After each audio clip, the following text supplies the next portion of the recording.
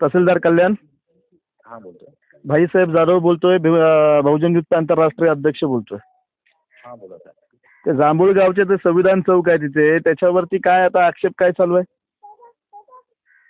त्याच्यामध्ये ते human right कमिशननी ते हे करायला सांगितलंय, ते निष्कासन करायला सांगितलेलं आहे. काय कमिशनने ते हे करायला सांगितलंय? हो हो. जर आपण जर तसं बघायला गेलो तर अनधिकृत काय कमी आहे काय कल्याण तालुक्यामध्ये? बरोबर आहे. आता या जांभूळ गावात बाकीचं किती अनधिकृत आहे ते पण बाहेर काढायचं का आम्ही? बरोबर आहे की तुमचं. काही बाबासाहेब शपथ घेऊन सांगतो, जर त्या संविधान चौकाला हात लागला तर मग कल्याणमध्ये तुम्हाला सगळ्या अनधिकृत जिथं जिथं बांधकाम आहे ते मी तुम्हाला उभं राहून काढायला लावला. हो हो. आमच्या आस्तीला हात लावायचा ना, हा महाराष्ट्रात विषय गेलेला आहे.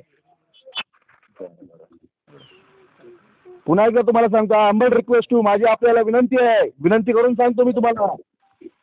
चालेल ना साहेब, काय हरकत तुम्ही तक्रार केले त्याच्या तर आईची गाठ, त्याला तर बघणारच आहे मी, पण ते चुकीचं आहे. आज गावामध्ये किती अनधिकृत गोष्टी आहेत, ते चूक होता कामा नये. आपण एक समजूतदार व्यक्तिमत्वात आपल्या प्रती आमच्या सगळ्यांचा आदर आहे. आपल्याला कळकळीची विनंती आहे, हा विषय महाराष्ट्राच्या कानाकोपऱ्यात पोचलेला आहे. उगाच राईचा पर्वत व्हायचा आणि याच्यामध्ये काय हे राखलं बाजूला आणि समाज तुम्हाला टार्गेट करायचा. पुन्हा एकदा समाज आपण चरणामध्ये त्याच्यामध्ये तोडगा काढूया.